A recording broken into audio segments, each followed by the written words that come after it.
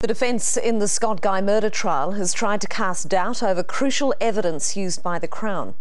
Police found a series of shoe prints around Guy's body and say they were from boots worn by the killer. And they say that's Ewan McDonald. McDonald wears size 9, but today the defence calculated that the prints around the body were at least size 11. Charlotte Shipman reports.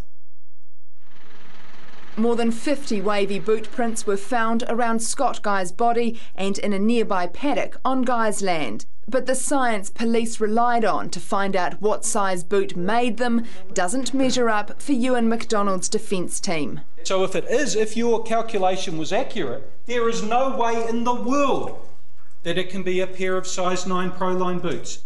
Forensic scientist David Neal made 960 pages of notes on the prints. He calculated the dive boot which made them was size 9 or 10. He measured the width and length of the forefoot of the prints.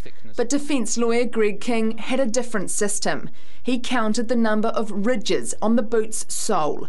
The single size 9 Proline boot given to police for research has 29 ridges, but 3 partial impressions at the scene had 32 or 33 ridges.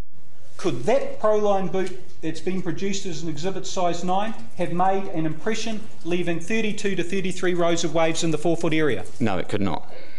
King says by his count the boots were size 11 or 12. McDonald wears size 9. But David Neal says the difference could be because the boots came from a different batch or could be made from a slightly different rubber. Lawrence Patterson had a pair of Proline diving boots. He bought them from Ewan McDonald's father's hunting and fishing shop. Patterson remembers Ewan had the same type. They wore them on hunting trips together. And you had a special name for them? We used to call them gay boots a little bit. Gay boots? Okay. Anna McDonald gave evidence for the Crown for the last time. She spoke about a conference her parents, Joe and Brian Guy, were at 4 days before their eldest son, Scott, was killed. It was to plan the future of the farm. Everyone agreed the Guy family farm wasn't big enough to sustain 3 families forever. One of the options being considered was for either Scott Guy or Ewan McDonald to move off the family farm and manage a different farm. But at the time of Scott's death, no decisions had been made. Charlotte Shipman, 3 News.